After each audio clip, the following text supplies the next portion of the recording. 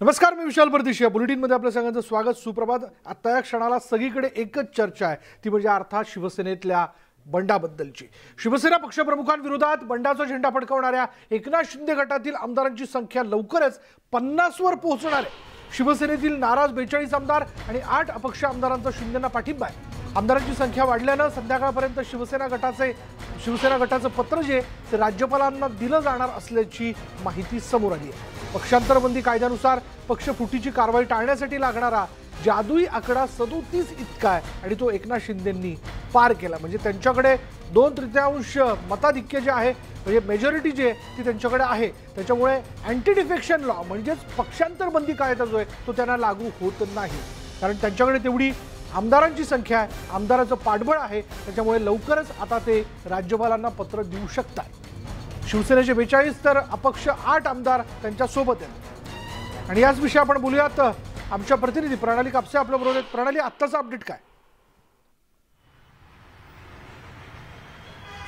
विशाल, जे आमदार सकाळी तिघे आमदार म्हणजे मंगेश कुडाळकर, सदा सरवणकर आणि मामा लांडे हे तिघे जण मुंबईवरून निघालेले आहे, परंतु ते अजून गुवाहाटीला पोहोचलेले नाही.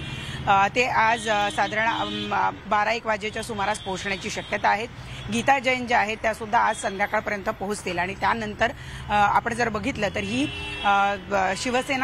शिवसेनेतील शिंदे समर्थक गट जो आहे त्या गटाची संख्या 42च्या वरती जाईल. खरं तर 37च आमदारांची गरज होती, परंतु जेव्हा केव्हा सरकार स्थापन करण्यासाठीचं पत्र दिलं जाईल अशा वेळेला हा जो आकडा आहे हा अटीतटीचा असू नये. म्हणजे ज्या केव्हा वेळेला फ्लोर टेस्ट होईल त्यावेळेला आयत्या वेळेला जर कोणी दगाफटका केला तर अशी कुठलीही शक्यता राहू नये. यासाठी म्हणून जरी 37 आमदारांचं पाठबळ पुरेसं होतं तरी सुद्धा अधिकचे आमदार जमवण्यावर किंवा अधिकच्या आमदारांचा पाठिंबा मिळवण्यावर एकनाथ शिंदे यांचा भर होता आणि आज संध्याकाळपर्यंत हा आकडा पूर्ण होण्याची शक्यता आहे. म्हणजे सध्या तशी परिस्थिती निर्माण झालेली दिसते आहे आणि त्यामुळे संध्याकाळपर्यंत हे सगळे आमदार मिळून एकूण 50 आमदार होत आहेत. 42 शिवसेनेचे तर 8 अपक्ष ज्यांनी एकनाथ शिंदे यांना समर्थन दिलंय. हा 50चा आकडा पूर्ण होताच शिंदे गटाचं पत्र हे राज्यपालांना जाईल अशी माहिती मिळते. मुळातच आम्ही पक्षांतरबंदीचा कायदा वगैरे या सगळ्या गोष्टी आम्हाला लागू होण्याची शक्यता नाही, कारण आम्हीच मूळ शिवसेना आहोत अशा पद्धतीची भूमिका आता एकनाथ शिंदे यांनी घेतलेली आहे. त्यामुळे आम्ही शिवसेनेचे बंडखोर किंवा आम्ही शिवसेनेचा एकनाथ शिंदे गट असं नाही, तर आम्हीच शिवसेना आहोत असं वारंवार एकनाथ शिंदे यांच्या वतीनं सांगितलं जात आहे. आणि त्यामुळं भविष्याची जी चित्र दिसत आहे त्या चित्रामध्ये भाजप आणि शिवसेनाच युती होईल अशा पद्धतीची भूमिका एकनाथ शिंदे गटाकडनं व्यक्त केली जाते. धन्यवाद प्रणाली या सगळ्या तपशिलाबद्दल. तर आपण पाहतोय की घडामोडी ज्या आहेत, राजकीय घडामोडी, ते वेगाने घडताना दिसत आहेत. आणि त्यामुळे अर्थात आता 10 वाजता जी बैठक सुरू झालेली आहे एकनाथ शिंदे गटाची आत्ता क्षणाला, त्या बैठकीत नेमकं आता पुढे काय ठरवलं जाते, पुढची रणनीती आणि दिशा काय असणार आहे, याबद्दलचा काय निर्णय घेतला जातोय यावरती बऱ्याचशा गोष्टी अवलंबून आहेत. पुढे पाहूयात. शिंदे गटाकडे 37 आमदारांचं पाठबळ जे संख्याबळ जे ते आता जमा झालेलं आहे आणि 12 तासात 8 ते 10 आमदार गुवाहाटीत दाखल झाल्याचं आपण बघतोय. आणखी काही आमदार दाखल होण्याची शक्यता आहे. शिंदे गट वेगळ्या गटाचा दावा जो आहे तो करू शकतात.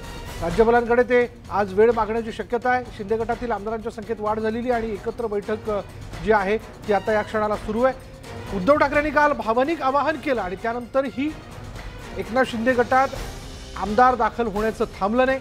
आमदार एकापाठोपाठ एक दाखल होत राहिले आणि आता त्यांचं संख्याबळ जे आहे ते वाढलंय.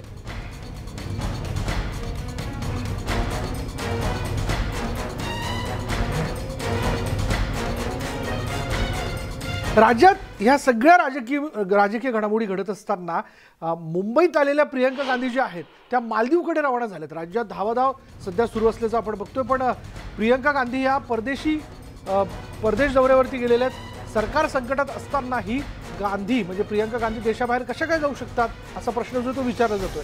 खासगी कामानिमित्त प्रियंका मालदीवमध्ये गेल्याचं कळतंय. बोलूयात आमच्या प्रतिनिधी अजित मांढरे आपल्याबरोबर आहेत. अजित, राज्यातल्या सगळ्या घडामोडी लक्षात घेता खरं तर प्रियंका गांधींनी मुंबईत ठाण मांडून बसणं हे क्रमप्राप्त होतं. असं असताना त्या मालदीवमध्ये गेलेल्या आहेत. नेमकं काय कळू शकलं का याबद्दल? विशाल, अगदी खरं आहे. राज्यात जी परिस्थिती आहे ती परिस्थिती लक्षात घेता सगळ्याच पक्षांचे हायकमांड जे आहेत ते जीव तोडून प्रयत्न करतायत. असं असताना प्रियंका गांधी यांनी मुंबईमध्ये दाखल होऊन देखील खासगी कार्यक्रमानिमित्त त्या मालदीवला गेल्या असं कळतंय. त्यांची कनेक्टिंग फ्लाईट होती. सुरुवातीला ज्यावेळी त्या मुंबई एअरपोर्टवरती उतरल्या त्यावेळी त्या मुंबईमध्ये येतील आणि मुंबईमध्ये अनेक नेत्यांची भेट घेतील असं सांगितलं जात होतं. पण नंतर काँग्रेसकडून स्पष्टीकरण करण्यात आलं की त्या मुंबईत आल्या आहेत. त्याचं कारण आहे की त्यांची मालदीवला एक खासगी कार्यक्रम आहे आणि त्यांची कनेक्टिंग फ्लाईट आहे. पण असं असताना कुठल्या नेत्यांची भेट न घेणं किंवा कोणालाही न सांगणं हे नेमकं काय आहे हे काँग्रेसच स्पष्ट करेल. पण ज्या पद्धतीने सगळं चित्र दिसतं राज्यामध्ये ते पाहता काँग्रेसच्या कोणीतरी हायकमांडने याच्यामध्ये लक्ष घालावं असं देखील काँग्रेस अनेक लोकांचं म्हणणं होतं. त्यामुळे ही सगळी परिस्थिती लक्षात घेता प्रियंका गांधी ज्या मालदीवला ज्या गेल्या आहेत त्या खासगी कार्यक्रमात गेल्या आहेत. पण मग मुंबईमध्ये येऊन सुद्धा त्यांनी कोणाची भेट का घेतली असे प्रश्न देखील उपस्थित होत आहेत. आणि याविषयी खुद्द काँग्रेसचे नेते काय सांगतात, म्हणजे मुंबईतले काँग्रेसचे नेते? काँग्रेसच्या नेत्यांशी काही संपर्क झालेला नाहीये. मात्र काही कार्यकर्ते पदाधिकारी जे आहेत त्यांचं असं म्हणणं आहे की त्या खासगी कार्यक्रमानिमित्त आलेले आहेत आणि ह्या डिसिजन ज्या आहेत सगळ्या या दिल्लीमध्ये घेतले जातात. राहुल गांधी असतील, सोनिया गांधी असतील, हे सर्व डिसिजन घेतात. प्रियंका गांधी देखील या डिसिजनमध्ये असतात. पण सध्या त्या वेगळ्या त्यांच्या कार्यक्रमात आहेत किंवा त्यांचे वेगळे कार्यक्रम आहेत त्यामुळे ते या डिसिजनमध्ये सामील झाल्या नसतील असं सांगतायत. पण विशाल राजकीय परिस्थिती लक्षात घेता सध्या दोनच व्यक्ती काँग्रेसमध्ये हायकमांडमध्ये खूप ऍक्टिव्ह आहेत. ते म्हणजे राहुल गांधी आणि प्रियंका गांधी. आणि हे दोन व्यक्ती जे आहेत त्यापैकी राहुल गांधी यांची तर सध्या ईडी चौकशी सुरू होती ही काही कालच संपलेली आहे. आणि प्रियंका गांधी या राहुल गांधींसोबत होत्या पण अचानक त्या मालदीवला खासगी कार्यक्रमानिमित्त गेलेल्या आहेत.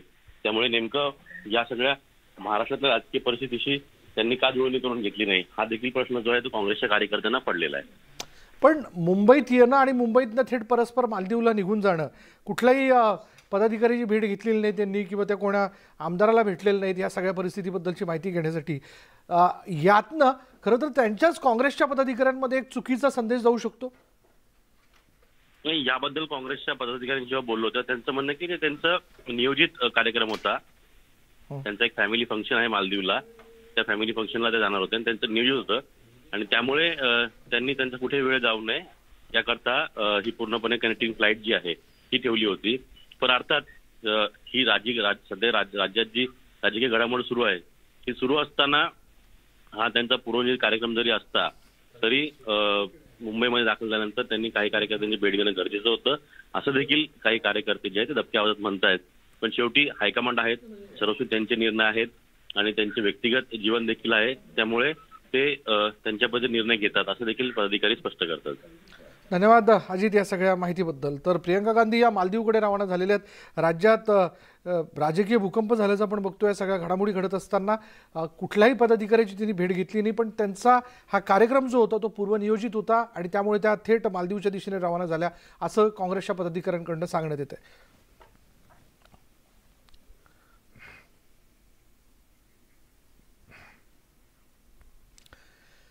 आणि आता सूत्रांकडून अशी माहिती मिळते की सदा सरवणकर जे कडवट शिवसैनिक म्हणून ओळखले जातात ते सदा सरवणकर जे ते गुवाहाटीत दाखल झालेत. त्याचबरोबर त्यांच्याबरोबर मंगेश कुडाळकर, दिलीप लांडे हे देखील गुवाहाटीत दाखल झाल्याचं कळत आहे. तिघंही आज सकाळी दाखल झाल्याची माहिती मिळते. शिंदे समर्थक आमदारांमध्ये आता वाढ झालेली, ही संख्या जी आहे ती साधारण 38 पर्यंत जाऊन पोहोचली आहे.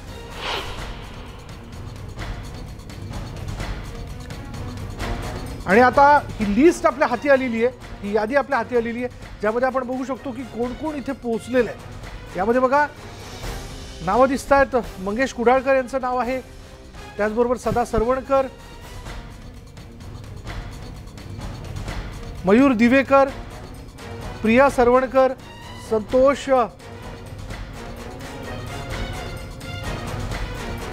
आशिष जयस्वाल तिथं पोहोचलेले आहेत आणि दीपक केसरकर देखील तिथं पोहोचलेले आहेत. तर ही यादी जी आहे ती आपल्या हाती लागलेली आहे. कोण कोण तिथे पोहोचलंय याबद्दलची नावं आपण बघतोय. म्हणजे काल उद्धव ठाकरेंनी भावनिक आवाहन करून सुद्धा आता एक एक करत आमदार जे सेना आमदार हे एकनाथ शिंदे गटामध्ये दाखल होत आहेत. आणि याबद्दल अधिक माहिती आपण जाणून घेऊयात. आमचे प्रतिनिधी लक्ष्मण घाटोड थेट गुवाहाटीवरनं क्षणाक्षणाला जे घडतंय त्याबद्दलची माहिती आपल्यापर्यंत पोहोचवत आहेत. लक्ष्मण, बरोबर 10 वाजता शिंदे समर्थक गटाची बैठक जी आहे त्या हॉटेलमध्ये सुरू होणार होती ती सुरू झाली आहे का आणि आणखीन कोण नवीन आमदार जे आहेत ते तिथं दाखल झालेत? आपण बघतोय दृश्यांमध्ये मोठ्या प्रमाणामध्ये पोलिसांचा बंदोबस्त जो आहे तो अशा प्रकारे तैनात करण्यात आलेला आहे। ठिकठिकाणी मोठ्या प्रमाणात काळजी घेतली जाते। पोलिसांचा बंदोबस्त जो आहे तो आपण दृश्यांमध्ये बघू शकतो। दुपारपर्यंत या ठिकाणी केवळ 50-60 पोलीस होते, मात्र आता शेकडोनी पोलीस जे आहेत ते या ठिकाणी तैनात करण्यात आलेले आहे। अशा प्रकारे पोलिसांची जाळी जी आहे ती हॉटेलच्या परिसरामध्ये निर्माण करण्यात आलेली आहे। आतमध्ये मोठ्या प्रमाणात हालचाली ज्या आहेत त्या केल्या जात असाव्यात अशा प्रकारचा अंदाज आहे। कुठल्याही क्षणी या आतमध्ये जी बैठक एकनाथ शिंदे यांच्या नेतृत्वामध्ये सुरू होती त्या बैठकीमध्ये काहीतरी महत्त्वपूर्ण घडामोडी घडत आहे आणि त्याच नंतर अशा प्रकारचा बंदोबस्त जो आहे तो गुवाहाटीमध्ये या हॉटेल रेडिसनच्या आवारामध्ये वाढवण्यात आलेला आहे। ही दृश्य बघतोय रेडिसन हॉटेलच्या परिसरातली ही दृश्य आहे। या ठिकाणी दंगल नियंत्रण पथक देखील दाखल करण्यात आलेलं आहे आणि या ठिकाणी येणाऱ्या काही आमदार जे आहे ते या ठिकाणी दाखल होऊ शकतात। आपण दृश्यांमध्ये बघतोय आता देखील काही आमदार या ठिकाणी आणले जात आहे अशा प्रकारची सूत्रांची माहिती आहे। आपण बघतो 3 ते 4 गाड्या या ठिकाणी आलेल्या आहे। आपण दृश्यांमध्ये बघू शकतो अशा प्रकारे पोलीस बंदोबस्तामध्ये हे आमदारांना आणलं जातं। गाड्यांमध्ये आता नेमकं कोण असणार आहे बघणं महत्त्वाचं ठरणार आहे। ही दृश्य बघतोय हे आमदार जे आहेत त्यांना या ठिकाणी आणलं जात आहे। आपण बघतोय दृश्य ही सरळ दृश्य बघतोय आपण ही आमदार जे आहेत या ठिकाणी दाखल झालेले आहे। आपण त्यांच्याशी बोलण्याचा प्रयत्न करूया। केसरकर सर या ठिकाणी आलेले आहे। सर केसरकर सर काय नेमकं आहे? केसरकर सर आपण बघतोय दीपक केसरकर या ठिकाणी दाखल झालेले आहे। दीपक केसरकर यांच्यासोबत आणखी काही आमदार जे आहे ते या ठिकाणी दाखल झालेले आहे। ही दृश्य बघतोय थेट दीपक केसरकर या ठिकाणी दाखल झालेले आहे। गुवाहाटीमध्ये दीपक केसरकर दाखल झालेले आहे। ही दृश्य आपण बघतोय आपण ही थेट दृश्य बघतोय दीपक केसरकर यांना अशा प्रकारे मोठ्या पोलीस बंदोबस्तामध्ये या ठिकाणी आणण्यात आलेलं आहे। पोलिसांचा 1-2 नव्हे तर 4 गाड्या घेऊन दीपक केसरकर या ठिकाणी दाखल झालेले आहे। शिवसेनेसाठी ही मोठी बातमी मोठा धक्का आहे। दीपक केसरकर या ठिकाणी दाखल झालेले आहे। या ठिकाणी एकनाथ शिंदे यांच्या गटाची ताकद जी आहे ती मोठ्या प्रमाणात वाढलेली आहे। ही थेट दृश्य बघतोय हॉटेल रेडिसन ब्ल्यू मधली या ठिकाणी दीपक केसरकर दृश्यांमध्ये बघितलं दीपक केसरकर या ठिकाणी दाखल झालेले आहे। आता एक एक करत आमदार जे आपण पाहतोय सेनेचे आमदार ही यादीच न्यूज 18 लोकमतच्या हाती आलेली आहे आणि कोण कोण आमदार तिथे दाखल झालेत हे देखील आपण बघतोय। मोठ्या संख्येनं आता जी वाहनं आतमध्ये गेली हॉटेल रेडिसन ब्ल्यू मध्ये गेलेली आहेत त्या गाडीमध्ये बसलेले आमदार जे होते ते या यादीतलेच आमदार आहेत आणि ती यादी न्यूज 18 लोकमतच्या हाती आली आहे। या यादीनुसार सगळे आमदार एक एक करत आता या क्षणाला शिंदे गटाच्या बैठकीसाठी तिथे आतमध्ये उपस्थित होतात आणि आता मोठी घडामोड आपण घडताना बघतोय। आता या बैठकीनंतर एकनाथ शिंदे नेमका काय निर्णय घेतात, काय नेमका त्यांचा पुढला प्रस्ताव असेल किंवा दिशा असेल याविषयी आपल्याला कळू शकेल। त्यांच्याकडे 2/3 मेजॉरिटी एवढं संख्याबळ जे मेजॉरिटी जी ती जमा झालेली आहे किंवा त्यांच्याकडे आता आहे एकूण 37 ते 38 आमदार त्यांना आवश्यक होते।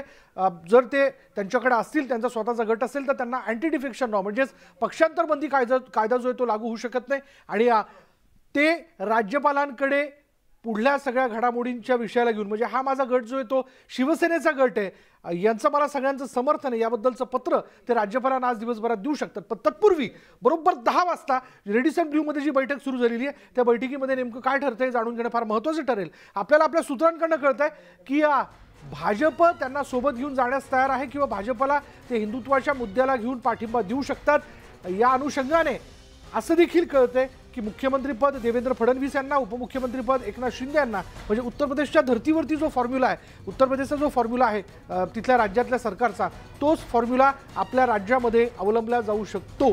त्या अनुषंगाने 14 कॅबिनेट मंत्रीपद आणि 4 राज्यमंत्रीपद जी आहेत 4 ते 5 राज्यमंत्रीपद शिवाय काही महामंडळाच्या संदर्भातले प्रस्ताव जे आहेत ते या ठिकाणी शिंदे गटासमोर ठेवण्यात आलेले आहेत। म्हणजे एकनाथ शिंदेंचा शिवसेना गट याच्यासमोर ठेवण्यात आलेले आहेत। त्यामुळे आता यावरती या बैठकीत चर्चा केली जाते का, या बैठकीत काही भाजपचे नेते देखील उपस्थित आहेत का हे आता अजून ते त्याबद्दलचं तपशीलवार कळू शकलेलं नाही। पण दीपक केसरकर जे काल देखील न्यूज 18 लोकमतशी बोलताना असं म्हणालेले आहेत की काही तक्रारी काही नाराजीचा सूर जो होता तो आमदारांचा होता जो शिवसंपर्क अभियानादरम्यान समोर आला।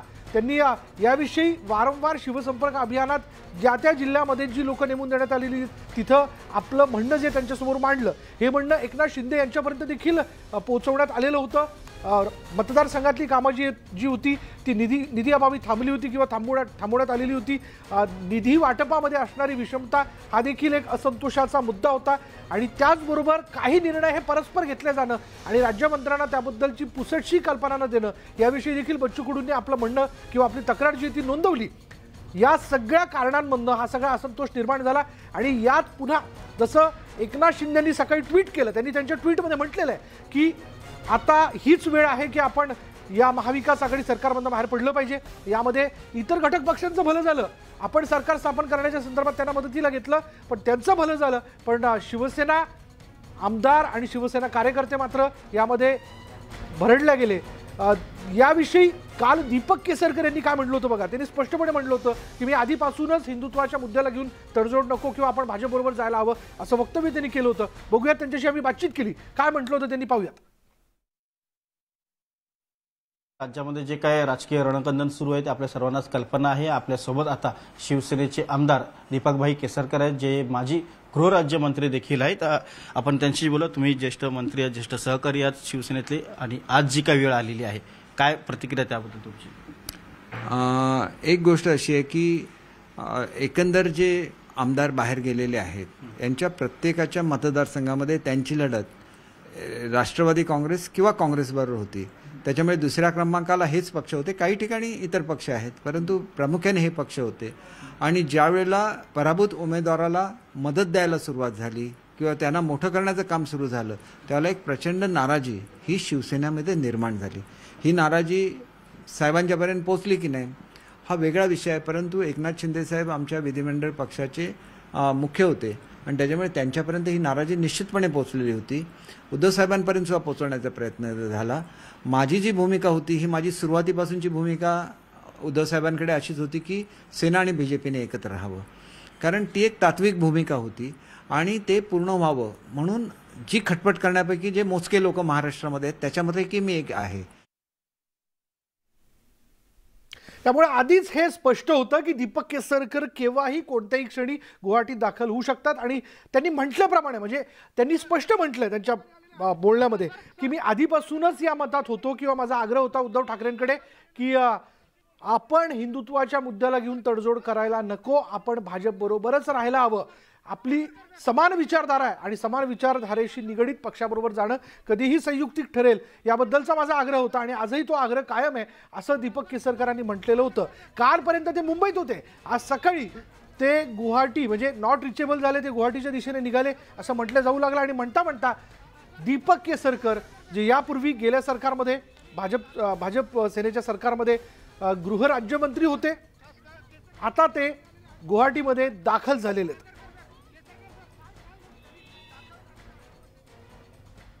आणि दृश्य आपण बघतो, थेट दृश्य आमचे प्रतिनिधी लक्ष्मण घाटोळ हे क्षणाक्षणाची घडामोड जी आहे गुवाहाटीची ते आपल्यापर्यंत पोहोचवतात. आणि त्या अनुषंगाने जे आमदार तिथे दाखल झालेले आहेत त्याची यादी जी आहे त्याचा एक लिखित पेपर तो आपल्या हाती लागलेला आहे. आणि तो पेपर देखील आपण वारंवार दाखवतोय की कोण कोण आमदार या ठिकाणी दाखल झालेत याबद्दलची माहिती किंवा त्याची नावं जी त्याच्यामध्ये देण्यात आलेली आहे. त्याच्यामुळे आता शिंदे गटाच्या आमदारांचं संख्याबळ क्षणाक्षणाला किंवा दर तासा 2 तासाने वाढताना दिसतंय. जाऊया आमचे प्रतिनिधी लक्ष्मण घाटोळ आता क्षणाला थेट गुवाहाटीवरनं म्हणजे गुवाहाटीला जे रेडिसन ब्ल्यू हॉटेल आहे तिथून बाहेरून या सगळ्या घडामोडींची माहिती आपल्यापर्यंत पोहोचवतात. लक्ष्मण, आत्ताचं अपडेट काय? आत्ताच काही क्षणापूर्वी दीपक केसरकर जे आहे ते या ठिकाणी दाखल झालेला आहे. हळूहळू एकनाथ शिंदे यांची ताकद वाढताना पाहायला मिळते. बंडखोर शिवसेनेच्या आमदारांच्या समूहामध्ये एक एक आमदार जो आहे तो टप्प्याटप्प्यानं दाखल होतोय. खरं तर काल उद्धव ठाकरे यांनी भावनिक आव्हान केलं होतं, मात्र उद्धव ठाकरेंच्या भावनिक आव्हानाला प्रतिसाद मिळताना पाहायला मिळत नाही. मात्र दुसरीकडे एकनाथ शिंदे यांच्याकडनं जे या ठिकाणी जाळं टाकलं जातं, आखणी केली जाते, त्याच्यामध्ये मोठ्या प्रमाणात आमदार जो आहे ते आपल्याला सापडताना पाहायला मिळतं. आता देखील काही क्षणापूर्वी दीपक केसरकर यांना मोठ्या पोलीस बंदोबस्तामध्ये या ठिकाणी आणण्यात आलं आणि अशा प्रकारे पोलिसांचा हा मोठा बंदोबस्त जो आहे तो या हॉटेल रेडिसन ब्ल्यूच्या परिसरामध्ये तैनात करण्यात आलेला आहे. कुठल्याही प्रकारचा हलगर्जीपणा या आमदारांच्या बंदोबस्तामध्ये केला जात नाही. अनेक पोलिसांचे या ठिकाणी वरिष्ठ अधिकारी जे आहे ते या ठिकाणी दाखल झालेले. आता आतमध्ये एक मीटिंग जी आहे ती पार पडत असल्याची माहिती आहे. 10 वाजता ही मीटिंग सुरू होणार होती. पुढच्या काही क्षणामध्ये या मीटिंगला एकनाथ शिंदे, बच्चू कडू आणि चंद्रकांत पाटील त्याचबरोबर गुलाबराव पाटील हे नेते जे आहे एकनाथ शिंदे यांच्या सोबतचे हे या उर्वरित आमदारांना मार्गदर्शन करतील अशा प्रकारची माहिती आहे आणि पुढची रणनीती जी आहे ती या बैठकीत स्पष्ट होईल. नेमका पुढे काय करणार, बहुधा या बैठकीमध्ये जे पत्र आपल्याला पाहायला मिळतं त्या पत्रानुसार कुठल्याही क्षणी एकनाथ शिंदे यांच्याकडनं स्वतंत्र गटाचा दावा केला जाऊ शकतो. आता देखील आपण बघतोय आतमध्ये या पोलिसांना सगळ्यांना घेऊन नेलं जातंय, पाचारण केलं जातंय. जो बंदोबस्त रस्त्यावर लावण्यात आला होता हा बंदोबस्त आता वाहनांमध्ये भरून पुढे पाठवण्याची तयारी आहे. ज्या अर्थी या सगळ्यांना आतमध्ये बोलवलं जातंय, आतमध्ये पोलिसांना देखील काही सूचना ज्या आहेत त्या दिल्या जात आहे आणि दीपक केसरकरांना ज्या पद्धतीने आतमध्ये घेऊन गेले दीपक केसरकर आता या एकनाथ शिंदेच्या ताफ्यामध्ये तंबूमध्ये आलेले आहेत. त्यामुळे एकीकडे एकनाथ शिंदे यांची मोठी ताकद जी आहे ती आपल्याला वाढताना पाहायला मिळते. दुसरीकडे मात्र शिवसेनेच्या नेत्यांनी आणखी काही जे नेते आहे उद्धव ठाकरे यांच्या बरोबर त्यांचे प्रयत्न कुठेतरी या आमदारांना परत बोलवण्यासाठी कमी पडतंय की काय असा प्रश्न या निमित्ताने उपस्थित होतोय. आपण ही सगळी थेट दृश्य बघतोय रेडिसन ब्ल्यू हॉटेलच्या बाहेरची, ज्या ठिकाणी शिवसेनेचे सगळे बंडखोर आमदार जे आहे ते ठेवण्यात आलेले आहे. या बंडखोर आमदारांच्या ताफ्यामध्ये हळूहळू एक एक आमदार दाखल होतोय. जवळपास 40 ते 42 आमदार शिवसेनेचे एकनाथ शिंदेसोबत आहेत. त्याचबरोबर 7 आमदार अपक्ष आहे अशा प्रकारची माहिती आहे. या अपक्ष आमदारांमध्ये 2 बच्चू कडू आणि त्यांचे काही आहे. त्याचबरोबर गुलाबराव चंद्रकांत पाटील जे आहेत ते या अपक्षांमध्ये मोडले जातात. त्याबरोबर शिवसेनेचे जे आमदार आहेत त्यांची देखील यादी यापूर्वी देखील आपण दाखवली होती. त्यानुसार हळूहळू आता आपल्याला दृश्यांमध्ये दिसतंय की हळूहळू एकनाथ शिंदे यांची ताकद जी आहे ती मजबूत होती. एकनाथ शिंदे यांच्या गटामध्ये हळूहळू आमदारांची संख्या जी आहे ती वाढताना पाहायला मिळते. पुढच्या काही वेळामध्ये आणखी काही आमदार जे आहे ते या ठिकाणी येणार असल्याची माहिती आहे आणि त्यानुसार विमानतळावर देखील बंदोबस्त जो आहे तो वाढवण्यात आलेला आहे. जे आमदार या ठिकाणी विमानतळावर उतरतील त्यांना एक विशेष अशा पोलीस बंदोबस्तामध्ये या ठिकाणी आणलं जाण्याची तयारी जी आहे, नियोजन जे आहे ते या ठिकाणी केलं जात आहे. या ठिकाणी पोलिसांचा जो बंदोबस्त आहे तो हळूहळू वाढवला जातोय. दंगल नियंत्रण पथक जे आहे ते देखील बाहेर तैनात करण्यात आलंय. बॅरिकेडिंगच्या माध्यमातून हा संपूर्ण जो मुख्य रस्ता आहे तो देखील बंद केला जातोय. एकूणच आतमध्ये मोठ्या प्रमाणात हालचाली सुरू झालेल्या आहे. पुढच्या अर्धा किंवा 1 तासामध्ये या बैठकीमध्ये एक मोठा निर्णय होऊ शकतो. जो निर्णय एकनाथ शिंदे यांच्या स्वतंत्र गट स्थापनेचा असू शकतो. कायदेशीर प्रक्रिया जी आहे ती देखील पूर्ण झालेली आहे आणि या कायदेशीर प्रक्रियेमध्ये 2/3 मेजॉरिटीची संख्याबळ जे आहे ते एकनाथ शिंदेंनी गाठलं असावं असा अंदाज आहे आणि त्या 2/3 मेजॉरिटीच्या पत्रावरती जे आमदार शिवसेनेचे एकनाथ शिंदे यांच्यासोबत आहे त्या सगळ्यांच्या सह्या घेऊन हे पत्र जे आहे ते राज्यपालांकडे कुठल्याही क्षणी दिलं जाऊ शकतं ह्या स्वतंत्र गटाच्या स्थापनेबाबतचं. त्यामुळे आता शिवसेनेला कुठल्याही परिस्थितीमध्ये खिंडार पडल्याशिवाय राहणार नाही अशी परिस्थिती आहे. शिवसेनेने अनेक प्रयत्न केले मात्र हे प्रयत्न सपशेल अपयशी ठरत आहे. त्याचंच हे उदाहरण आपण या ठिकाणी बघतोय. पण असं देखील कळतंय की खुद्द दादा भुसे देखील कालपर्यंत संपर्कात होते, त्यांनी मंत्रिमंडळाच्या बैठकीला उपस्थिती लावली, पण आज ते नॉट रिचेबल आहे. तर असंही काही कळतंय का की आणखीन काही आमदार एकनाथ शिंदे गटामध्ये येणाऱ्या काही तासांमध्ये दाखल होऊ शकतात? खरं तर दादा भुसे हे पूर्वाश्रमीचे शिवसैनिक आहे. ते एकनाथ शिंदेसोबत जाणार नाही असा दावा शिवसैनिकांचा होता. मात्र आज सकाळपासून दादा भुसे हे नॉट रिचेबल आहे. त्यामुळे दादा भुसे जे आहे ते एकनाथ शिंदे बरोबर येऊ शकतात. याची कारणं अशी आहे की आनंद दिघे यांच्यासोबत सुरुवातीच्या काळामध्ये ज्या शिवसैनिकांनी काम केलं त्यामध्ये आनंद दिघेंसोबत जितके एकनाथ शिंदे जवळचे होते तितकेच दादा भुसे देखील जवळ होते. त्यामुळे दादा भुसे आणि एकनाथ शिंदे यांची मैत्री फार काही लपून राहिली नाहीये. हे देखील एक चांगले मित्र किंवा चांगले सहकारी आहे. त्यामुळे एकनाथ शिंदे यांच्या आव्हानाला प्रतिसाद दादा भुसेंकडनं मिळू शकतो. कदाचित तो मिळालाही असावा. म्हणून दादा भुसे जे आहे ते सकाळपासून नॉट रिचेबल आहे.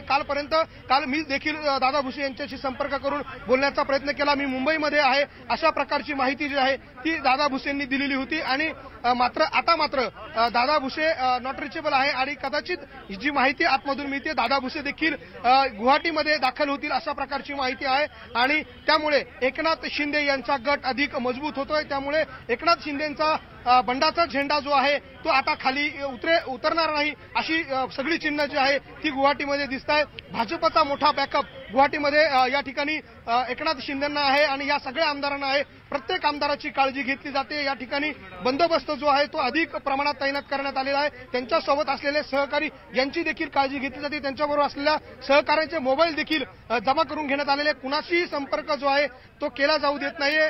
त्यामुळे भावनिक आव्हान असेल किंवा परत बोलवण्यासाठीचे सगळे दोर जे आहे ते एकनाथ शिंदे आणि या नियोजनाने सगळे कापलेले आहेत। त्यामुळे आता तरी शक्यता वाटत नाहीये की हे सगळे आमदार जे आहे ते मातोश्रीकडे परततील किंवा उद्धव ठाकरे यांच्या आव्हानानंतर परत जातील। त्यामुळे कुठल्याही क्षणी या सगळ्या आमदारांकडनं नव्या सरकारचा दावा केला जाऊ शकतो, अशा प्रकारचं सगळं चित्र या ठिकाणी स्पष्ट आहे। त्यामुळे पुढच्या काही तासामध्ये या बैठकीत नेमकं काय होतंय बघावं लागणार आहे। 10 वाजता ती बैठक सुरू होणार आहे, आता 10:30 वाजत आलेले आहे। थोड्या वेळात ही बैठक सुरू होईल अशा प्रकारची माहिती आहे आणि या बैठकीत जे मुख्य शिवसेनेचे नेते आहेत, ज्यामध्ये काही मंत्री आहेत, ते या बैठकीला मार्गदर्शन करतील आणि त्यानंतर जी पुढची रणनीती, पुढची दिशा ठरवली जाईल। मात्र यामध्ये सगळ्यात महत्वाची बातमी जी आहे ती म्हणजे या सगळ्या आमदारांचा 2/3 मेजॉरिटी जी आहे, 2/3 मेजॉरिटीचा पल्ला जो आहे तो एकनाथ शिंदेंनी गाठलेला आहे आणि त्यामुळे कुठल्याही क्षणी या ठिकाणी बंडाचा झेंडा जो आहे तो आता अधिक ताकदीने फडकवला जाईल अशी सगळी शक्यता या ठिकाणी आहे। विशाल,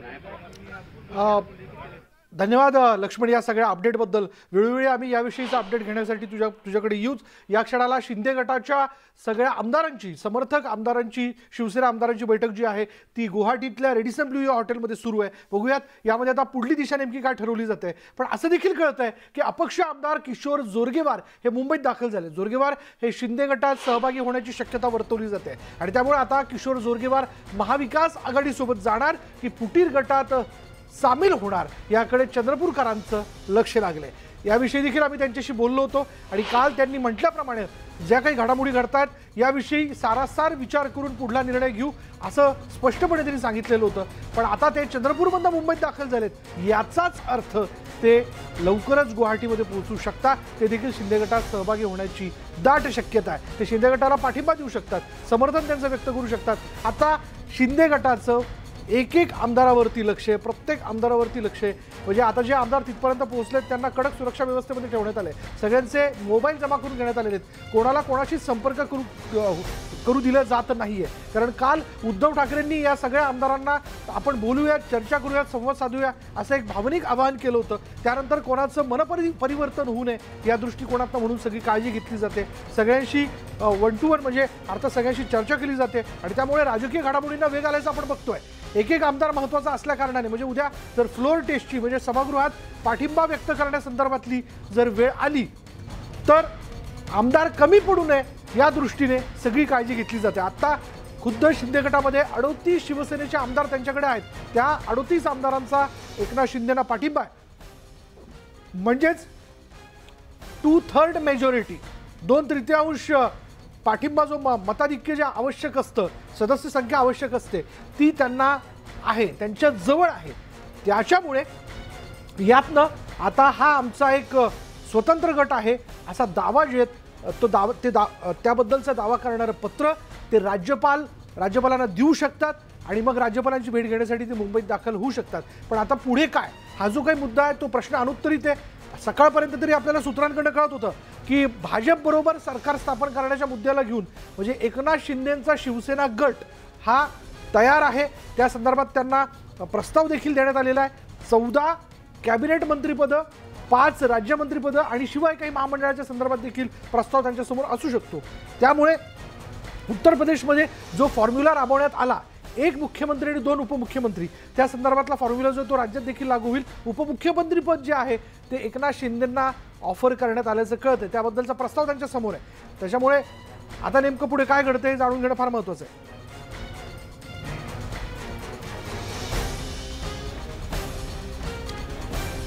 आणि आता जे आमदार पोहोचलेले आहेत त्यांची थेट दृश्य आपण बघतोय। ही दृश्य ज्यामध्ये आपल्याला सदा सरवणकर दिसत आहेत, त्याचबरोबर दीपक केसरकर दिसत आहेत आणि मंगेश कुडाळकर हे देखील तिथे त्यांना पाठिंबा व्यक्त करण्यासाठी म्हणून तिथे पोहोचलेले आहेत। प्रताप सरनाईक आपल्याला आधीपासून दिसत होतेच, पण हे आमदार आल्यानंतर त्यांचं स्वागत तिथे करण्यात आलेलं आहे। कालपर्यंत दीपक केसरकर आपण एकनिष्ठ आहोत असं म्हणत असताना हे देखील स्पष्ट करताना दिसत होते की हिंदुत्वाच्या मुद्द्याला घेऊन तडजोड करू नये याविषयी आपण उद्धव ठाकरेंना सांगितलेलं होतं। आपण समान विचारधारेशी निगडीत किंवा समान विचारधारा असणाऱ्या भाजपबरोबर जायला हवं असा आग्रह माझा पहिल्यापासून होता। पण त्यानंतर महाविकास आघाडी सरकार जे ते स्थापन करण्यात आलं, पण आता ज्या काही घडामोडी घडतात त्या अनुषंगाने आपण देखील शिंदे गटासोबत जाणार का असं विचारल्यानंतर मात्र त्यांनी आपण एकनिष्ठ असल्याचं सांगितलं होतं. पण काल दीपक केसरकरांनी ज्या प्रकारे त्यांच्या बोलण्यातनं संकेत दिले होते त्यावरनं हे साहजिक होतं किंवा हे होणारच होतं की ते लवकरच एकनाथ शिंदे यांची भेट घेण्यासाठी किंवा त्यांच्या गटात सहभागी होण्यासाठी गुवाहाटीमध्ये कोणत्याही क्षणी पोहोचतील.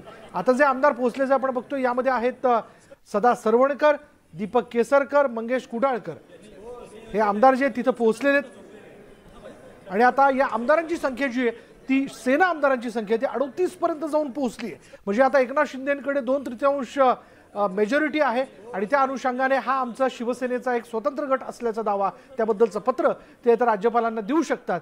आणि हे संख्याबळ जे आहे ते फ्लोअर टेस्टच्या वेळी कमी पडू नये म्हणून इतर अपक्ष आमदार जे आहेत ज्यांचं एकनाथ शिंदेना म्हणजे शिवसेनेला समर्थन आहे ते देखील त्यांच्याबरोबर असल्याचं कळत आहे.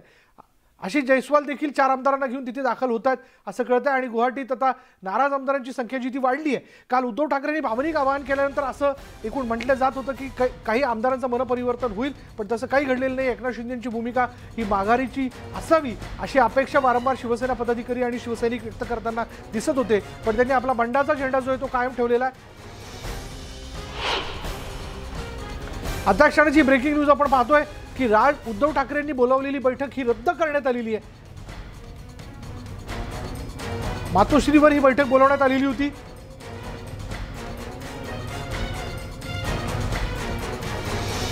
आणि आता ही बैठक रद्द करण्यात आल्याचं कळतंय.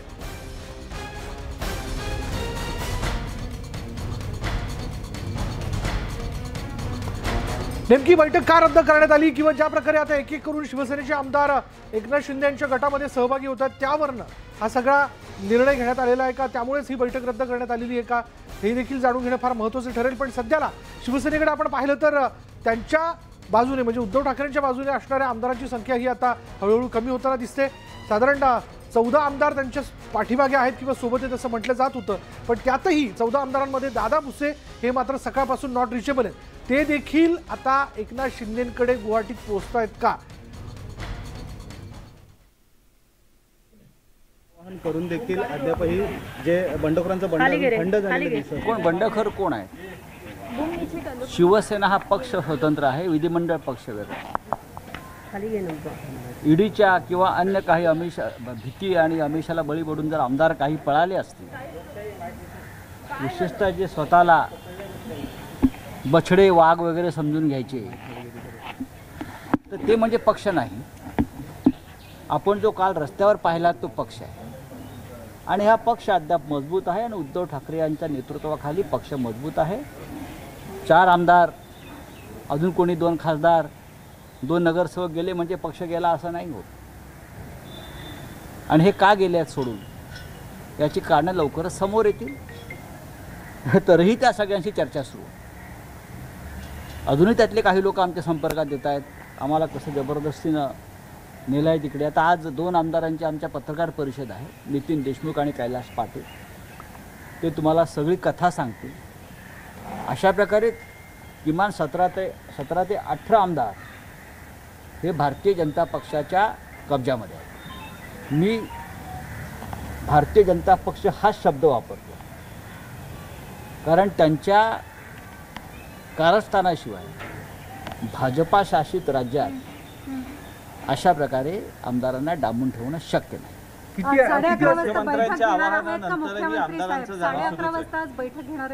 नाही, मुख्यमंत्री आज कोणतीही बैठक घेणार नाही. वर्षावर आमदार जातील, काही तांत्रिक गोष्टी पूर्ण करायच्या. त्यानंतर आमचे 2 आमदार जे आहेत कैलास पाटील आणि नितीन देशमुख हे पत्रकार परिषद घेतील. त्याच्याबरोबर आमचे इतर प्रमुख लोक असतील. त्यांचं एकदा तुम्ही किती वाजता एक साधारण 12 नंतर आहे, वेळ आपल्याला कळवली जाईल. शिवालयात असेल किंवा वर्षावर असेल. मुख्यमंत्र्यांच्या आवाहनानंतर ही आमदारांचं जाणं सुरू कोण म्हटलं आपल्याला? मुख्यमंत्र्यांनी आमदारांना आवाहन केलेलं नाही आहे. या आमदारांनी परत निवडून येऊन दाखवावं, एवढंच मी सांगू शकतो. संजय राउत जी प्लीज हिंदी में बताइए कि अभी क्या स्थिति है? एकनाथ शिंदे का कैंप क्लेम कर रहा है कि उनके पास मुझे मालूम नहीं, मैं किसी कैंप पर बात नहीं करूंगा. मैं मेरे पार्टी के ऊपर सर आप कह रहे हैं कि आज भी हमारी पार्टी मजबूत है, पार्टी जमीन पर है. हजारों लाखों कार्यकर्ता आज भी हमारे साथ पार्टी के साथ जुड़े हैं. कुछ MLA हमसे छोड़कर हमको छोड़कर जाना यानी पार्टी टूट गया, ऐसे नहीं होता। पार्टी अलग है और विधायकों की बात अलग है, पार्लियामेंट्री पार्टी की बात अलग है। किस हालात में, किस दबाव में, किस प्रेशर में ये लोग हमें छोड़कर चले गए हैं, उसका खुलासा जल्दी ही हो जाएगा। उद्धव जी ने कल जरूर आह्वान किया है कि आप आइए और बात करिए। मैं उसको बंडखोर नहीं मानता हूँ जैसा आपका, ये बेईमानी। सर, आणखी एक जिनको कहा है की वापस आके बात करिए, एकनाथ शिंदे दावा करण्याची शक्यता आहे, ते करू द्या। मी माझ्या पार्टीविषयी बोलतोय। आमची पार्टी तुम्ही काल रस्त्यावर पाहिली असेल, वर्षावरून मातोश्रीवर जाताना उद्धव ठाकरे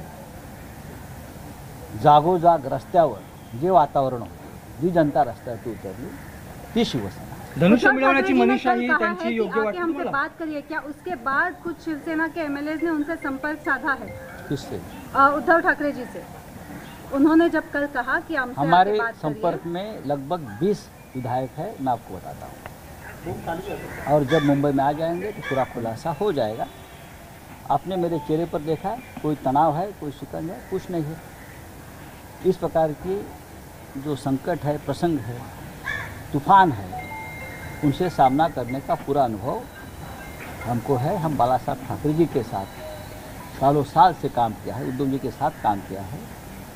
सिर्फ हम बाला साहब के भक्त बोलने से नहीं होता है। जो भक्त बाला साहब का किसी प्रेशर में पार्टी छोड़ता है, ईडी के दबाव में पार्टी छोड़ता है, वो बाला साहब का भक्त नहीं हो सकता है। हम हैं, हमारे ऊपर भी पूरे दबाव है। हमारा एक मंत्री 4 दिन से लगातार ईडी के ऑफिस में जाकर बैठ रहा है, उसने पार्टी नहीं छोड़ी। मैं और मेरे परिवार के ऊपर पूरा दबाव है ईडी का। हम आज भी ठाकरे परिवार और पार्टी के साथ रहेंगे और आखिरी सांस तक रहेंगे। शिवसेनेचा धनुष्य मिळवण्याची एकनाथ शिंदेची ही मनीषा, फ्लोर टेस्ट पे कुछ असर पड़ेगा? देखिए, जब फ्लोर टेस्ट होगी तो सबकी टेस्ट हो जाएगी। एनसीपी के कुछ कौन पॉजिटिव है, कौन नेगेटिव है, सबको पता चलेगा। सर, एकनाथ शिंदे ने कल ये कहा कि एनसीपी और कांग्रेस जो है वो शिवसेना। आप उनका पुराना भाषण सुन लीजिए। बीजेपी के बारे में हमारे इस साथी ने क्या कहा था। उनका कहना था कि बीजेपी की साथ छोड़ दीजिए, तो हमारे लोगों को बहुत अत्याचार कर रही है, छोड़ दीजिए। राव साहब, एनसीपी के नेता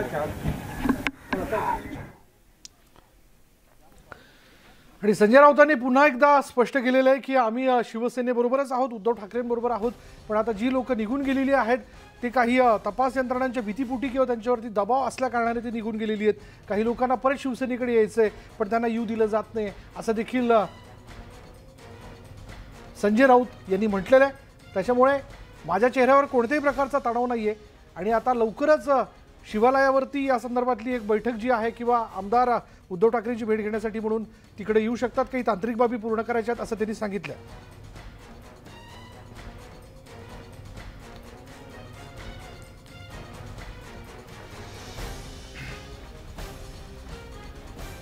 आणि शिवसेनेत झालेल्या अभूतपूर्व बंडखोरीच्या पार्श्वभूमीवर मातोश्रीवर आज शिवसेना पदाधिकाऱ्यांची बैठक बोलवण्यात आली होती, मात्र अचानक ही बैठक जी आहे ती रद्द करण्यात आली आहे। याविषयी आपण बोलणार आहोत। नेटवर्क 18च्या संपादक प्रीती सोमपुरा आपल्या बरोबर आहेत। प्रीती, काय माहिती याबद्दल? विशाल, आतापर्यंतचे जे मॅजिक फिगर पाहिजे होतं एकनाथ शिंदेना 38च्या ते आता क्रॉस जाऊन 41 झालेलं आहे। यानी 3/4 बहुमतापासून जास्त जे आहे एमएलए आता एकनाथ शिंदेकडे आहे। आणि अतिपण बातमी येत आहे की आता फक्त जे आहे 14 एमएलए शिवसेना सोबत आहे, उद्धव ठाकरे सोबत आहे आणि हे सगळे लोक जे आहे आता सेंट रेगिसमध्ये आहे आणि त्यांची एक बैठक जी आहे आता तिकडे सुरू झालेली आहे। आणखी एक बातमी अशी आहे की दिलीप लांडे पण जे आहे ते आता गुवाहाटीला पोहोचणार आहे। ते सुरतमध्ये काल रात्री पोहोचले होते आणि तिकडून आज सकाळी त्यांनी एक चार्टर फ्लाइट घेतलेली आहे आणि चार्टर फ्लाइटनी ते गुवाहाटीकडे रवाना झालेला आहे। काहीच मिनिटापूर्वी तिकडे जे आहे ते जे दीपक केसरकर तिकडे पोहोचले आहे, सदा सरवणकर पण तिकडे पोहोचलेला आहे आणि जे मॅजिक फिगर जे पाहिजे होतं 38च्या ते आता क्रॉस करून 41 झालेलं आहे। म्हणजे आज संध्याकाळपर्यंत जे आहे राज्यपालांना एक पत्र एकनाथ शिंदे देणार आहे आणि त्यामध्ये ते सांगणार आहे की 3/4 बहुमत जे आहे माझ्यासोबत आहे, म्हणून शिवसेना पार्टी जी आहे ते आजपासून आमची आहे। आता राज्यपालांना ठरवायचे आहे की ते आता पुढच्या पाऊल काय घेणार आणि जे बातमी आमच्याकडे आहे ते राज्यपालांची जी तब्येत आहे ते स्थिर झालेली आहे आणि त्यांच्या जे आणखी एक टेस्ट जे आहे आज दुपारी होणार, त्यामध्ये कळणार की ते कोविड निगेटिव्ह झाले की नाही। विशाल, जर 2/3 मताधिक्य म्हणजे मेजॉरिटीपेक्षा अधिक जर आमदार एकनाथ शिंदेकडे असतील आणि आता एक क्षणाला जी बैठक त्यांची पार पडते, या बैठकीत नेमकी पुढली दिशा काय ठरवली जाईल, म्हणजे काय अंदाज येतो याबद्दल? हा जी बैठक जे सुरू आहे त्यामध्ये त्यांचे 3 लीगल ॲडवायझर 3 ॲडव्होकेट सोबत त्यांची हे मीटिंग सुरू झालेली आहे. कारण आता दीपक केसरकर तिकडे पोहोचले आहे आणि दिलीप लांडे आणि बाकी जे MLA आहे, बाकी आणखी 4 MLA ते आता 12 वाजतापर्यंत तिकडे पोहोचणार आहे. सुरतहून त्यांची जे चार्टर फ्लाईट आहे ते गुवाहाटीकडून रवाना झालेली आहे. आणि आज हा जी मीटिंग जे सुरू आहे लीगल ॲडवायझर सोबत त्यामध्ये ते हा ठरवणार आहे की राज्यपालांना जे पत्र देणार त्यामध्ये सगळं 41 आमदार जे त्यांच्यासोबत आहे त्यांची सिग्नेचर असणार आणि ते लोक असं सांगणार आहे पत्रामध्ये की 3/4 बहुमत जे आहे ते आमच्यासोबत आलेली आहे. म्हणजे शिवसेना पार्टी जी आहे ते आमची झालेली आहे. अँटी डिफेक्शन लॉ जे आहे ते आता उद्धव ठाकरे आणि त्यांच्यासोबतचे जे लोक आहेत ते त्यांच्या विरोधात करू शकणार नाही. विशाल, आजच्या आजच राज्यपालांना पत्र दिलं जाऊ शकतं का? नक्की, कारण का राज्यपाल जे आहे ते हॉस्पिटलमध्ये आहे, कोविड पॉझिटिव्ह ते आलेलं आहे. आज दुपारी त्यांची आणखी एक टेस्ट होणार आहे, म्हणजे त्यामध्ये कळेल की ते नेगेटिव्ह झालेलं की नाही. आणि आणखी असं आहे की ते हॉस्पिटलमध्ये असं आहे म्हणून हा सगळं लोक जे आहे एक पत्र पाठवणार आहे आणि असं सांगणार आहे की 3/4 बहुमत जे आहे ते आमच्यासोबत आहे. आणि आता जी बातमी आलेली आहे ते की दिलीप लांडे आणि बाकी जे MLA जे आहे जे एकनाथ शिंदेसोबत आहे ते सुरतकडून रवाना झालेलं आहे. गुवाहाटीला 12 वाजेपर्यंत ते तिकडे पोहोचणार आहे. विशाल, धन्यवाद प्रीती या सगळ्या तपशिलाबद्दल. त्याच्यामुळे आता एक एक करत शिवसेनेचे आमदार जे आहेत ते एकनाथ शिंदेच्या गटामध्ये सहभागी होताना दिसतात आणि एकनाथ शिंदे गटाचं संख्याबळ देखील आता थेट 41 पर्यंत जाऊन पोहोचलेले. 41 शिवसेनेचे आमदार त्यांच्याकडे, म्हणजे लवकरच शिवसेना हा आपला पक्ष आहे किंवा हा आपला स्वतंत्र गट आहे शिवसेनेतला असा दावा करणारं पत्र ते राज्यपालांना देऊ शकतात. आणि त्यातच आणखीन एक महत्त्वाची घडामोड अशी हाती येते की राष्ट्रवादी काँग्रेसचे अध्यक्ष शरद पवार यांच्या अध्यक्षतेखाली सिल्वर ओकला, म्हणजे सिल्वर ओक या त्यांच्या निवासस्थानी बैठक सुरू. या बैठकीमध्ये अजित पवार, जयंत पाटील, हसन मुश्रीफ, सुनील तटकरे सहित अनेक महत्त्वाचे म्हणजे राष्ट्रवादी काँग्रेसचे अनेक महत्त्वाचे नेते उपस्थित आहेत. राज्यातील राजकीय स्थितीवर यामध्ये चर्चा केली जाणार आहे आणि त्यानंतर YB चव्हाणला आमदारांची बैठक पार पडते. त्यामुळे या बैठकीत देखील नेमकं काय घडतंय, काय सूचना दिल्या जातात, कारण आता महाविकास आघाडी सरकारमधील घटक पक्षांना हे कळून चुकलेलं आहे की सरकारला मोठा हादरा बसलाय. हा मोठा राजकीय भूकंप आहे. या अनुषंगाने पुढचं डॅमेज कंट्रोल कशा पद्धतीने करायचं किंवा तशी परिस्थिती राहिली आहे की नाही राहिली आहे आणि पुढली रणनीती त्याही परिस्थितीत काय असली पाहिजे याविषयीची चर्चा जी आहे ती केली जाईल. कारण फ्लोअर टेस्टवरती कदाचित असं देखील कळतंय की राष्ट्रवादी काँग्रेसमधले आणि काँग्रेसमधले काही आमदार एकनाथ शिंदे गटाला समर्थन देऊ शकतात. अशावेळी आपल्यातलेही काही आमदार नाराज आहेत का किंवा कोणी फुटू नये या दृष्टीने म्हणून काळजी जी आहे ती घेतली जाईल. म्हणून आज राष्ट्रवादी काँग्रेसचे अध्यक्ष शरद पवार खुद्द सगळ्या आमदारांशी चर्चा करणार आहेत. यापूर्वी आपण पाहिलं होतं की अचानक पहाटेच्या वेळी अजित पवार आणि देवेंद्र फडणवीस यांच्याबरोबर त्यांच्याबरोबर झालेला त्यांचा शपथविधी हा राष्ट्रवादी काँग्रेसच्या बहुतांशी नेत्यांच्या स्मरणात आहे. आणि त्यावेळी एक फार मोठा राष्ट्रवादी काँग्रेसच्या आमदारांचा गट हा त्यांच्या पाठीशी गेलेला होता, जो नंतर शरद पवारांच्या आव्हानानंतर परत आला. पण आजही राष्ट्रवादी काँग्रेसमध्ये आमदारांचा एक मोठा गट असा आहे की ज्यांचं असं म्हणणं आहे की या सगळ्या परिस्थितीत आपण भाजपबरोबर गेलं पाहिजे किंवा भाजपबरोबर जाऊन आपण सत्ता स्थापनेचा दावा केला पाहिजे. असं कालपर्यंत आपल्याला सूत्रांकडनं कळत होतं की तशी इच्छा जी आहे ती खासगीत काही नेते व्यक्त करताना दिसत होते. याविषयी अजित पवारांकडे देखील तशी इच्छा काही लोकांनी बोलून दाखवली होती. पण याबद्दल शरद पवार कितपत विचार करतील हा देखील एक कळीचा मुद्दा होता. पण आता या सगळ्याच्यात आमदार फुटू नयेत म्हणून त्यांची बैठक जी ती घेतली जाते याविषयी आपण बोलूयात. आमचे प्रतिनिधी विनोद राठोड आता क्षणाला आपल्याबरोबर आहेत. विनोद, सिल्वर ओकवरती काही महत्त्वाच्या नेत्यांसह शरद पवारांची बैठक सुरू आहे. त्यानंतर YB चव्हाण सेंटरला सगळ्या आमदारांबरोबर शरद पवार संवाद साधतील. नेमकी काय चर्चा केली जाईल?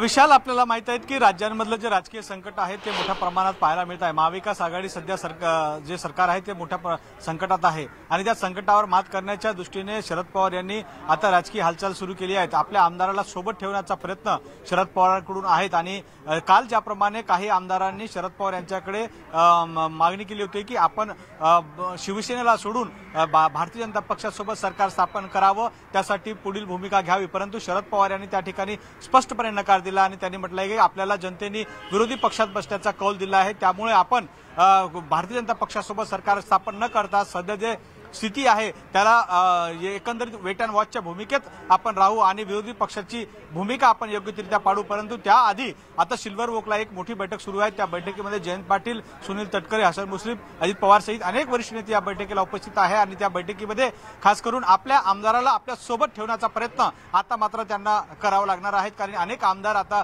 भारतीय जनता पक्षाच्या आणि एकनाथ शिंदे यांच्या गटाच्या बाजूने जाण्याचा प्रयत्न करतील काय यासाठी सगळी चाचपणी या ठिकाणी करत आहे आणि त्या अनुषंगाने आपापल्या आमदाराला आपल्या सोबत ठेवण्याचा प्रयत्न राष्ट्रवादी काँग्रेस पक्ष करत आहे आणि त्याच पार्श्वभूमीवर काही क्षणांमध्ये म्हणजे सिल्वर ओकची बैठक संपली त्यानंतर लगेच वाय.बी. चव्हाण येथे सर्व आमदारांना बोलवण्यात आलं आहे आणि या आमदारांची महत्वाची बैठक पार पडणार आहे आणि त्या बैठकीमध्ये प्रत्येक आमदारांची 1 to 1 चर्चा करून महाविकास आघाडी सरकारचे जे संकट आहे आणि त्या दरम्यान राष्ट्रवादी काँग्रेस पक्षावरील जो आमदारांना थांबवण्याचा, आमदारांना आपल्या सोबत ठेवण्याचा जो संकट आहे त्यावर चर्चा करतील आणि त्यानंतर एक नवीन रणनीती या ठिकाणी तयार होतील आणि शरद पवार हे रणनीतिकार आहे कारण महाविकास आघाडी सरकार स्थापन करण्यात त्यांची मोठी भूमिका आहे आणि त्याचप्रमाणे आता नवीन सरकार जे स्थापन होणार आहे त्याच अनुषंगाने एकंदरीत आपल्या आमदाराला आपल्या सोबत ठेवण्याचा प्रयत्न हा शरद पवारांचा असणार आहे। विशाल, साधारण किती वाजता वाय.बी. चव्हाण सेंटरला सगळ्या आमदारांबरोबर शरद पवारांची बैठक आहे? विशाल, साधारणतः 11 वाजताची वेळ होती परंतु सिल्वर ओकमध्ये आपत्कालीन बैठक बोलवल्यानंतर ती वेळ आता वाढवण्यात आली आहे। साधारणतः ही 12 वाजता ही बैठक होऊ शकते अशी शक्यता वर्तवली जात आहे कारण जोपर्यंत सिल्वर ओकची बैठक संपत नाही त्या बैठकीमध्ये काय रणनीती ठरली जाते, किती आमदार मुंबईमध्ये आले आहेत आणि किती आमदार मुंबईतून बाहेर आहेत याची सगळी संख्या आणि प्रत्येक आमदारांचा संपूर्ण लेखाजोखा त्यांचा कुठे राहतात, काय करतात, कोणाच्या संपर्कात आहे या संपूर्ण गोष्टींची चर्चा केल्यानंतरच ती बैठक संपल्यानंतर या ठिकाणी आमदाराला बैठकीत बोलवण्यात येणार आहे। सर्व जे राष्ट्रवादी काँग्रेस पक्षाचे जे सर्व आमदार आहेत त्यांनी ट्रायडनमध्ये थांबवण्यात आले आहेत आणि ट्रायडनमध्ये सर्व आमदार असल्याचा दावा केला जात आहे। 2-3 आमदार जर सोडले त्यांच्या साखर कारखान्याच्या निवडणूक आहे त्यानंतर मात्र त्यांची अजित पवारांनी शरद पवारांची परवानगी घेतली असल्याचं बोललं जात आहे परंतु एकंदरीत जे आमदार आहेत ते आमदार त्यांच्या संपर्कात आहे आणि मुंबईच्या ट्रायडन हॉटेलमध्ये सर्व आमदारांना ठेवण्यात आलं आहे। त्यामुळे राष्ट्रवादी काँग्रेस पक्षामध्ये आमदारांवर नियंत्रण ठेवण्यासाठी त्यांनी जी एकंदरीत संरचना केली आहे त्यामध्ये सध्या तरी असं वाटतं की राष्ट्रवादी काँग्रेस पक्ष हा एक संपर्कात सर्व आमदारांशी आहे या माध्यमातून। बरोबर, आणि आता या आमदारांना शरद पवार संबोधित करतील, काही सूचना त्यांच्याकडनं असतील। धन्यवाद। या सगळ्या राजकीय भूकंपाच्या पार्श्वभूमीवर बैठकांचं सत्र जे सुरू आहे आणि त्यातच असं देखील कळतंय बघा, आता ही कन्फर्म बातमी आहे की राज्याचे कृषी मंत्री दादा भुसे हे देखील आता गुवाहाटीकडे त्यांच्या समर्थकांसह रवाना झालेले आहेत। एकनाथ शिंदे गटाच्या संख्याबळात आता वाढ होताना दिसते। दादा भुसे हे एकनाथ शिंदेचे समर्थक मानले जातात। कालपर्यंत ते मुंबईत मंत्रिमंडळाच्या बैठकीत देखील सहभागी झाले, त्या बैठकीतील ते उपस्थित होते। दादा भुसे सकाळपासून नॉट रिचेबल असल्याचं म्हटलं गेलं आणि आता त्यानंतर थेट ते गुवाहाटीला जाण्यासाठी म्हणून रवाना झाल्याचं कळत आहे। त्यांच्या समर्थकांसह गुवाहाटीमध्ये ते तिथं पोहोचतायत आणि आता दादा भुसे देखील आता एकनाथ शिंदेंना समर्थन देताना दिसत आहेत। बोलूयात पुन्हा एकदा आमचे प्रतिनिधी लक्ष्मण घाटोळ आपल्या बरोबर आहे। लक्ष्मण, जे आपण म्हणत होतो आज सकाळपासून की दादा भुसे नॉट रिचेबल आहेत आणि आता हे निश्चितपणे कळतंय की थेट दादा भुसे गुवाहाटीत पोहोचतायत। लक्ष्मण, विशाल, मी थोडं यात बदल करतो। आणखी एक आमदार जे आहे ते नुकतेच या हॉटेल रेडिसन मध्ये दाखल झालेले आहे। ही आताची सगळ्यात मोठी बातमी आहे। दीपक केसरकरांनंतर आमदार जे आहे ते या ठिकाणी दाखल झालेले। बातमी अशी आहे की दादा भुसे जे आहे ते देखील थोड्याच वेळात हॉटेल रेडिसन ब्लू या ठिकाणी दाखल होता। शिवसेनेला खरं तर हा अगदी मोठा आहे, याचं कारण आहे दादा भुसे हे पूर्वाश्रमीचे शिवसैनिक आहे। मात्र असलं तरी दादा भुसे जे आहे ते या ठिकाणी दाखल होत आहेत। दादा भुसे काही वेळातच या ठिकाणी दाखल होतील अशा प्रकारची माहिती आहे। दादा भुसे आपल्याला माहिती आहे राज्याचे कृषी मंत्री आहे आणि कृषी मंत्री असलेले दादा भुसे आता या ठिकाणी एकनाथ शिंदे यांच्या गटामध्ये थोड्याच वेळात दाखल होतील। त्यामुळे आता हळूहळू जी ताकद आहे ती आपल्याला वाढताना पाहायला मिळते। आपण बघतोय या ठिकाणी हळूहळू जे या ठिकाणचे मंत्री जे आहे ते देखील या ठिकाणी दाखल होत आहे। या ठिकाणी भाजपचे काही आमदार आहेत, स्थानिक आमदार, ते देखील या ठिकाणी दाखल होत आहे। आपण ही सगळी परिस्थिती जी आहे ती गुवाहाटीमध्ये आपल्याला पाहायला मिळते। दादा भुसेंच्या या गटामध्ये दाखल होण्याने मोठा धक्का जो आहे शिवसेनेला बसणार आहे. शिवसेनेची जी मेजॉरिटी आहे ती आता कमी होताना आपल्याला पाहायला मिळते आणि शिंदे गटाकडे जवळपास 35 ते 40 शिवसेनेचेच आमदार असणार आहे. त्यामुळे स्वतंत्र गट स्थापन करण्यापासून आता एकनाथ शिंदेला कोणी थांबवेल असं चित्र नाही. एकनाथ शिंदे थोड्या वेळामध्ये जी बैठक पार पडेल पुन्हा एकदा या ठिकाणी आमदार जे आहे ते दाखल झालेलं आहे. आपण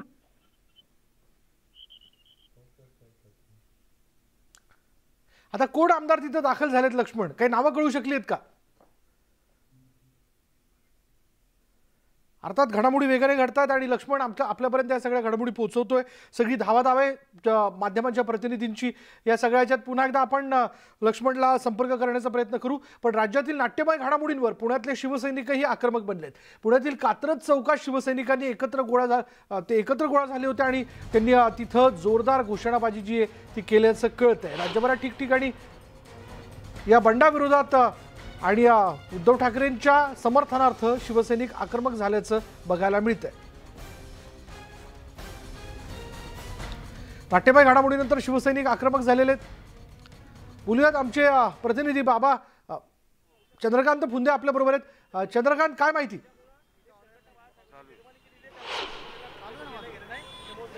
आता सगळे शिवसैनिक रस्त्यावर जमलेले, रस्त्यावर उतरलेत. काय तुमची भूमिका आहे नेमकी? सगळे ज्या पद्धतीने बंडखोरी झालेली आहे त्याला कोणताही तांत्रिक आधार नाही. वास्तविक पाहता एकनाथ शिंदेंनी घेतलेली जी भूमिका आहे ही दुटप्पी भूमिका आहे. जर वास्तविक तुम्हाला शिवसेनाच वाचवायची होती तर आदरणीय उद्धव साहेब ठाकरे हे मुख्यमंत्री पदावर असताना तुम्हाला शिवसेनेचं वेगळं हित काय बघायचं होतं? तुम्ही स्वतःच्या हितासाठी शिवसेना सोडताय आणि अतिशय मोठी गद्दारी शिवसेनेबरोबर त्यांनी केली आहे. त्याचा निषेध करायला आम्ही रस्त्यावर उतरलो. शिवसैनिक धडा शिकवणार एकनाथ शिंदे? 100% धडा शिकवणार आणि सगळ्या गद्दारांना आम्ही धडा शिकवणार. आपल्यासोबत आणखी काही शिवसैनिक आपण त्यांच्याकडे जाण्याचा प्रयत्न करूया. आपण मला सांगा माऊली, काय होतंय शिवसेनेत? काय चालू? शिवसेनेत काही चालू नाहीये. जे काही येईल ते लवकर चित्र स्पष्ट होईल. महाराष्ट्राच्या राजकारणात असेल, महाराष्ट्राच्या ज्यावेळेस शिवाजी महाराज होते त्यावेळेस घरचा भेदी होताच, आताही घरचा भेदी आहेच. येणाऱ्या काळात सगळं चित्र लवकर स्पष्ट होईल. ज्या ज्या पद्धतीने चित्र रंगवलं गेलेलं आहे, ज्या ज्या पद्धतीने चित्र रंगवायचं काम केलं गेलेलं आहे, हे कुठेतरी काल ज्या पद्धतीने उद्धव साहेबांनी सांगितलं की घरच्या लोकांना घरी येण्याचं आव्हान केलेलं आहे, अजूनही शिवसैनिक घरच्या लोकांना घरी येण्याचंच आव्हान करतायत. बरीच शिवसैनिकांची भावना तीव्र असली किंवा निषेधाची मी मगाशीच बोलताना बोलली, शिवाजी महाराजांच्या काळात आहे घराचा घरफोडी होतात आणि आताही तो आहे. मग तो कोण हे संपूर्ण महाराष्ट्राला नक्कीच माहिती आहे आणि येत्या काळात ते दिसूनही येईल. सामान्य शिवसैनिक दुखावले सगळ्याच्यात, कारण रात्री उद्धव साहेबांचं सामान्य शिवसैनिक तर दुखावलेच आहेत.